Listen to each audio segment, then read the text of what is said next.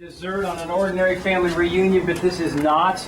Today happens to be T-minus 30 days and counting till someone is going to retire.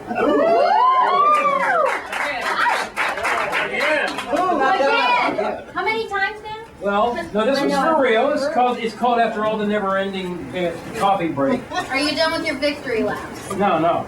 This is a very scary time for him. You have to take this serious. This is the time when his body starts to sound like his coffee maker. If you've heard his coffee maker, you know the concerns we have. So with 30 days remaining until he finally breaks through the work barrier and enters retirement for real this time, he assures us, we figured it's time for a roast. So we are going to roast him tonight. You, sir, are the spitted calf upon this roast. Is that dinner? What? You spit on the calf? You notice, Dad, we had roast for dinner. Get it? Mm-hmm. Had what? And roast chicken. I know you guys are probably thinking that he's not going to like retirement, being that he's a man of a strong work ethic. You're probably thinking he's not going to like the idea of being called a senior, but I want you to know I think otherwise. I think there's a lot of things he's actually going to like about retirement. For instance, now, among retirees, as you know, the definition of formal wear is tied shoes. So you'll get to enjoy that. And from now on, the definition of a week is tied shoes. I was planning to go get the zip strip here. Velcro. The official retirement sheet. Exactly. And the definition of a week is now going to be 6 Saturdays and 1 Sunday. Yeah. And now, of course, the definition of bedtime means that thing which starts 3 hours after you fall asleep on the couch. The truth is, we know he's not going to be that upset about being called a senior because he knows it comes with a 10% discount. Right. So, Dad, what do retirees call a long lunch? Normal. You know, actually, Dad was just telling me that his body has got some problems. He went to the doctor, and the doctor said he's been, getting a little out of shape. He's gained a little bit of weight. Now, what you may not know is he actually started working out at a gym. He actually signed up for a senior aerobics fitness class, which sounded exciting. And unfortunately, it didn't work out quite right. Now, at first, it looked like it was going to go well. Dad was like sweating, and he was like bending, and he was gyrating, and he was jumping up and down. He sweated for a full 60 minutes. Unfortunately, by the time he got his leotards on, the class was over. The truth is, we have no idea how long Grandpa Jim will live. He's in pretty good shape. I just heard, this part is true, I actually heard recently a story. It was on the news. A woman had turned 104 years old, and they asked her, what is the thing that you most like about being 104 years old? Her answer was, no peer pressure. So we can hope Dad lives long enough that he has no peer pressure. But the truth is, we know that Dad is probably going to have problems long before physical with his mind. He does. In fact, he just said to me last week, Rick, I got to tell you, my memory is going. And then he said, and my memory's going too.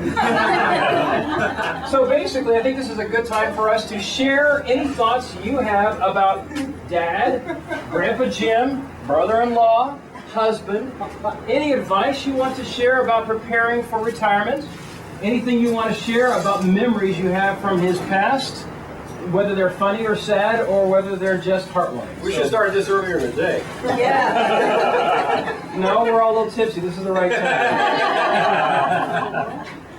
So to get the ball rolling, I'm just going to say something that I think of when I think of Dad. There are a few types of things we know about Dad. For instance, I think that Dad is also, there's a disciplinarian side to him. And growing up with him, I remember one of the most frightening things you would ever hear from him is, son, I'm peeped at you. From that look, you knew you were in big trouble. That or if he gritted his teeth. He was either in the workshop or he was going to spank you. But the mistake he made was the time he said, wipe that monkey shine off your face. That only elicited lots of laughter. He said monkey shine? Yeah. It was on a vacation at a motel. I don't remember when. But I remember him making that comment. We all burst into laughter. He didn't appreciate it. I can't remember that. I'm old. How about Dad, the fix-it man? Anybody have thoughts on that one? Yes. He was going to, well, he was building. He was always building things, and he was going to build me a hope chest. And he bought the wood, and he bought everything he needed to build that hope chest, and he was going to get it done before my wedding. You still hoping?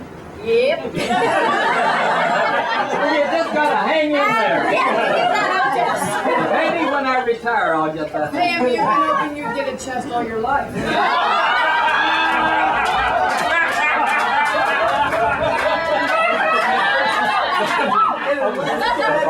Plastic surgeon. I will tell you that every project that Dad ever did took 3 days longer than he said, and never had the parts for it.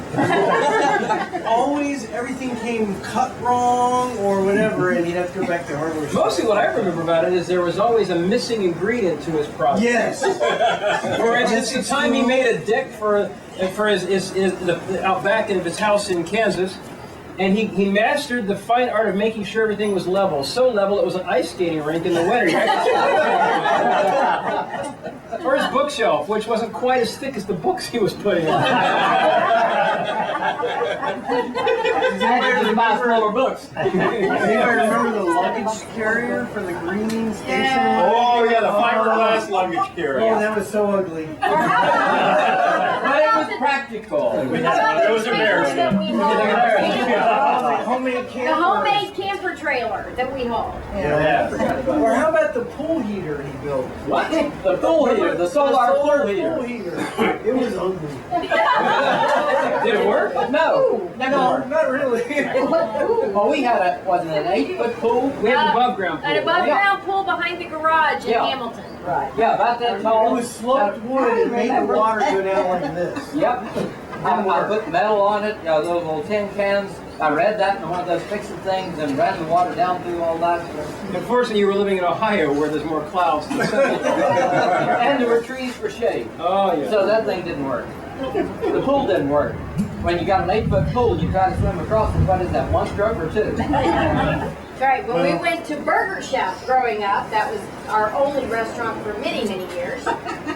When we went out and splurged, we each got the smallest hamburger, the smallest fries, and milk. Period. No happy meals there. No supersizing anything. In my defense, that was before they did the kids' meals. Yeah, it wouldn't have mattered. And the You got one and y'all had to play with the same toy. I do remember him having a $1 limit. If you want to spend more than $1, you had to make it. You had to pay for it. well, the reason I really had to put a limit on Rick for $1 was because when we went in, I said, okay, we're going to get a hamburger, French fries, and milk for everybody. And Rick would say, okay, but now that costs this amount of money here, and for that same amount of money, or maybe just 10 cents more, I could get these other things, and he'd start substituting. And so that's why there had to be a $1 limit on these. He ruined it for everybody. Speaking of pinching pennies, we weren't allowed to fix our own sandwiches growing up. Oh, God. Oh, that's He right. fixed our sandwiches. Oh, and the peanut butter and jelly never went to the edge. That's right. And you could hold the sandwich up to the light and see right here. Remember the time you had pimento cheese and they made Oh, you- yeah. Yes. Yes. And there was no such thing as a ham and cheese. It was a mayonnaise sandwich. I do remember ketchup, mustard, and mayonnaise sandwiches. I do.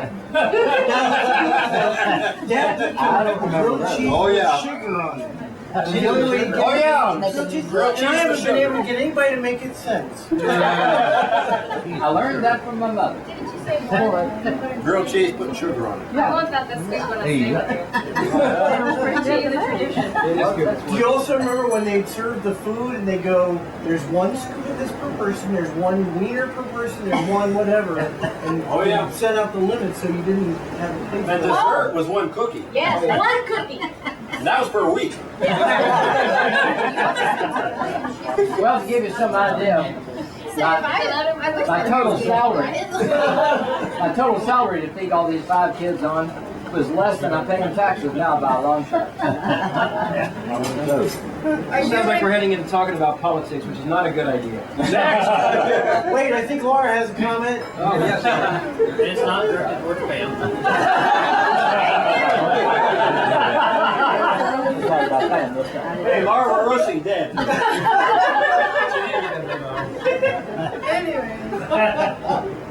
You guys talking about dinner, all I remember is when in the pastor's house we had to give up praying for dinner. Why? Because as soon as he would lean down to pray, we'd all start giggling, and he was so mad every time, and he just stopped doing Chicken it. under the table. I remember trying to do Advent services. Oh, God. They're trying to get us to be solemn for an Advent service. We didn't make it through the whole Advent season. I think one season we tried that. Well, all of those prayers ended finally when I realized I was saying, "Shut up and be quiet and pray." The problem was he raised us to have a sense of humor, and we didn't know when to turn that off. That's the point. Like now. That has never changed. But to take it down a different path, I would love to hear from those people who had the experience of a 13th birthday at Grandpa Jim's. Oh. Any of you guys here do the 13th birthday? Check it out. Anything funny happen?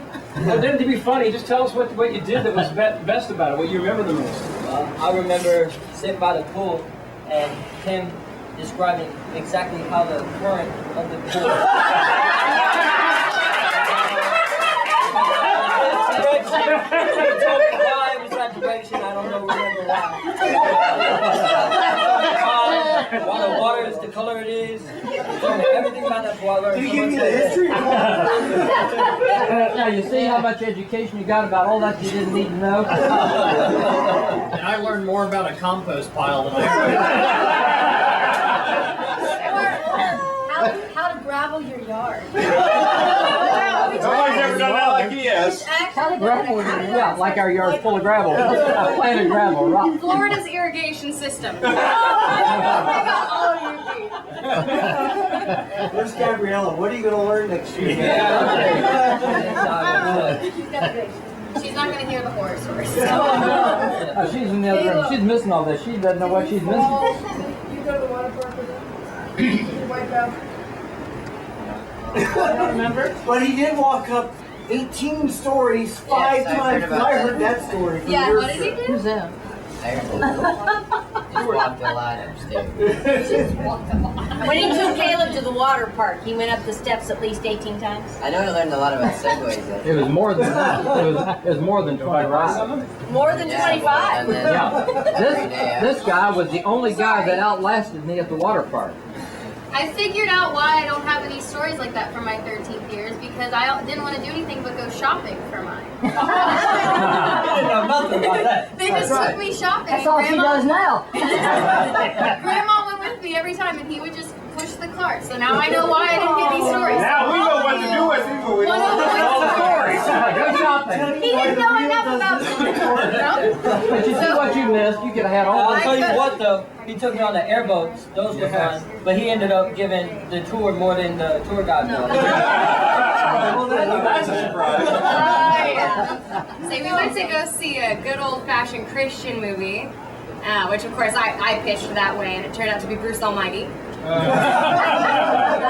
Afterwards, I got a long discussion. That is not Christian. Yeah. Was it accurate? How was the Bible really? Gosh, everything that I actually completely forgotten now. Well, no, we used to go on my 13th year, we would go for night swims. That was nice. Nice one. Those I remember the That was bumper fun. Go swimming and See, we didn't swim at night. I stayed up with Grandma and watched movies that were way past my age. I thought you were going to say way past your bedtime. I could thank her for the civil nightmares. You watch Civil with her, it sounds like. I did not. I watched Sybil and he played me. He wasn't Gone with the Wind. Gone with the Wind, that's We watched good. Gone with the Wind with Grandma. I mean, yes. It was like a trilogy saga, or 3-night saga. 2-night saga. The saga was watching it, or the saga was the movie? Like we broke it up. kept going to sleep. Yeah. Can I ask a question? Does anyone here enjoy gardening today because of that? Strawberries. There's a reason none of us can garden today. I just remember having a lot of responsibilities that involve hose, and that's not what I meant. I didn't learn that from Grandpa, what were Dad. Gardening wasn't fun. He gave, I don't know how to describe it, but he just. Apparently you didn't know how to describe it. Congratulations! You didn't describe it well. It was indescribable. Just didn't enjoy it. Yeah. I mean, how to Well, okay, do the look- weeds and. Well, there was a lot of work. And did you ever get a fruit or vegetable out of his garden? That's true. That's true. I gave up on gardening. See, she doesn't even, she's blocked it. And you did the strawberries. PTSD. Strawberries. Do any of you remember when we came back? He said in his defense. Go on. Well, I planted See, I get a most watermelon response. when we were in Georgetown. And we went on vacation. When we came back, there'd been a lot of rain, and they covered the whole place. I do remember that. You remember that? That the garden had outgrown the garden from specifically that gourd, whatever it was. Yeah, that the watermelon plants took over the whole garden, completely destroyed everything else. I don't have much of a roast, but one of my favorite memories in life was when we lived with you guys and I was little. And oh my gosh, the number of times it wasn't just daily, it was like a few times a day you were out there raking leaves. And so every so often I got to go out and jump in this pile of leaves and completely ruin it until, of course, you realized I was creating more work for you and then you had me raking. Like, what, 4 years old? Put me to work. But no, it was a really, I love that memory. Well, somebody mentioned the tour guide. Yeah.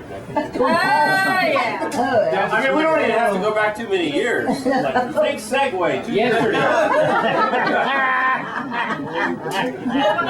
We spent the first 10 minutes arguing, Dad arguing with the guide over how the helmet goes. He insisted that it was backwards. And couldn't figure out why the straps didn't work. After 10 minutes of convincing him to turn his helmet backwards, we got going, and then he proceeded to the first half of the trip doing the tour guide part and talking to the tour guide. And you notice this year, when we went on it, she made sure to put somebody right behind her and not him. I'm sure that wasn't a coincidence. You notice she talked through the whole thing, didn't give me a chance. Yeah. That's right. That was also not coincidence. It was well planned. Last summer he got in trouble for doing donuts on the Segway. You did? Yeah, the tour guide yelled at him. Yeah, the tour guide kept yelling at me because it was one of those first generation. Yeah. And to turn it, instead of just pushing the lean like that, you had to twist the handle. And if you twisted it just the slightest quarter of an inch too far, the whole thing would shoom. And he'd say, "Don't turn that thing so fast." Well, I wouldn't have enjoyed that. I had a lot of fun with Did anybody say anything about his helmet yet? his helmet. Yeah, last year he put it on backwards. Yeah, I and did. refused to admit that it was wrong. Yeah. No, I don't know that one. David just told it. Wait, no, we all remember as kids when we went on the boat, The ship, the North Carolina? Yes, North the Carolina? tour of the North Carolina where there actually was a tour guide. No, there wasn't. That's Oh why no, I wasn't. take that back. I They take didn't that have a back. tour It was guide. self-guided tour, and Dad became the tour guide. When And you the see more he self-guided tour, he talked, takes it very seriously. Crowds were gathering. crowds did gather. We had 25 people, and his 5 children kept going farther and farther. What I remember was we were most fascinated by the turtles. The turtles, the giant sea turtles. we were on the biggest battleship that was ever built, and I was telling, look at these kettles here. They had these steam kettles that were taller than the kids to cook their food in. And I said, isn't that fantastic? Okay. And look at where all these guys had to sleep and all this. Okay. And then finally they get out, they walk out of it finally and going down the plank. They said, look at those turtles! They had these huge turtles there. They were more excited about the turtles than the biggest battleship in the world. And now you know why we ended up here in Land of Turtles. Yeah. I remember him as a youth group leader at the time that we all ended up at the King Hawk Tree, which is a nice restaurant down here in Florida. And we had like an hour-long wait, and we learned everything about King Hawk trees and everything there was to know about the architecture of that amazing building we were in. And the tree. And the tree, the King Hawk tree. Anybody have any thoughts about Dad the Preacher? Since that's actually what he's retiring from, ultimately.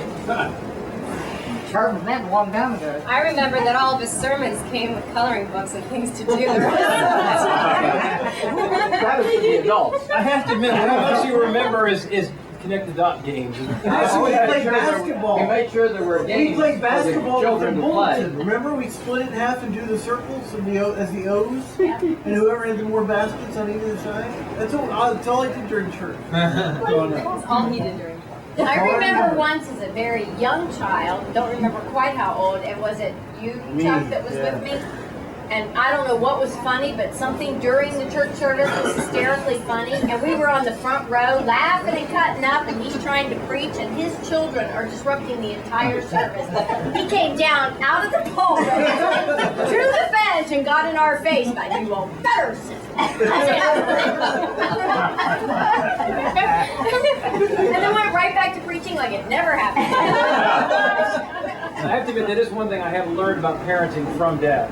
Is the fine art of a dark, low voice. Can scare the bejeebers out of the kids. Well, judging by your daughter's face, I'm not convinced. I'm not thinking you mastered it. My recollection of that story with Pam is that it was dead silence when I walked out of the pulpit and walked over, and all I said was, I looked at you and said, didn't say much more. Those were not nice words. Those were not. But then I walked back up and said, now where was I? So we went on. It was a nice chuckle. Does anybody remember being taught how to drive? My favorite story. Including I you. had the easiest time. Although, tell the story about the park. I have multiple stories. It was very that was traumatic about for him, her. not me. Okay, yes, he's teaching me to drive in snow. So he takes me to this parking lot filled with snow. It was a brand new store that had just been built. Yeah, and so I was practicing, okay, you gotta speed up, okay, I practice braking fast and getting the, feel of it and all that. And he says, okay, right here, I want you to go as fast as you can. And he says, don't worry about it, just go fast. I'm like, right. And I go and bam, apparently there was a huge curve underneath the snow. Flying over that. And I think it messed up the suspension. What's that? I think it messed up the suspension on the car. No, it didn't. No, One where anybody. you were supposed, he was like, break, and then There's a lot about me. If you want to know. I hit things I should have never hit. That's because you had got the easiest time. You had the easiest time on driver's ed. He was much easier than you was. That was when Chuck was in the back seat, screaming like a banshee. Okay. All right, let's hear that story. She's talking It's got a about. roast on everyone else. I was supposed to go and turn left, but of course I'm looking over at the whole community center to see if my friends are down. And I missed my left turn. And so I panicked when I came in. I was heading right for the grass, and instead of hitting the brake, I hit the gas. And I'm turning, he's screaming, Dad's telling me to brake, and now I'm turning and I'm heading right towards somebody's back. She went up over the curb, was in the yard, headed for these people's house. I think Dad brakes. He brakes. I finally pulled the emergency brake. But the pattern in teaching was always, it's supposed to be when I said pull over and stop, it's gradual stop. If I said the word stop, I meant stop, emergency stop. And Pam remembers that. Yeah, because he took me out driving and he told me to stop, and so I came to a stop and he said, no, when I say stop, I mean stop. Okay. So I pull out, get my speed up, and he says stop, and I stood on the brakes, come screeching to a halt, and he bounced off the windshield. Took the seatbelt off. Why, of all people, would you have the seatbelt off? I don't know, the first time I ever remembered leaving the seatbelt on. And we sat there and laughed, both of us. Well, but his deal was, if you didn't stop right then, he'd make you go home. That was the end of the lesson. And you'd go out for the next lesson. But I can tell you one thing I do appreciate was that he was hard on us, a lot harder